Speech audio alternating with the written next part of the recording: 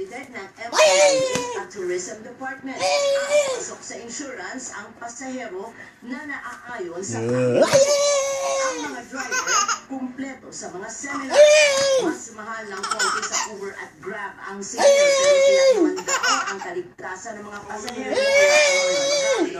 Lahat ng mga bagahe na pwedeng maiwan ng mga pasahero within a couple of minutes ma-recover po nila kasi po lahat po Ngayong araw lang sinimulan ang app kaya ngayon pa lang nagpamudmod ang impormasyon ang ASI. Mas convenient kasi yun. Parang mas gusto kasi pag nabubuktan ka. give it a try. Pero si Ma'am Tony na late na sa iba ang pananaw. Siyempre kami mga commuter, pipili namin yung mura. Kahit booking, basta yung mura. Kung meron kang libre, Pero sabi ng ASI, at least ngayon, may pagpipilian na ang mga pasaherong matagal ng parusa ang iniindak kapag taxi sa airport at pag-usapan.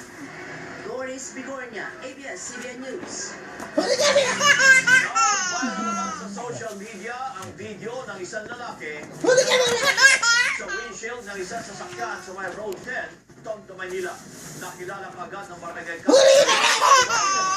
at tumingin na nilang tawad sa kanyang ginawa.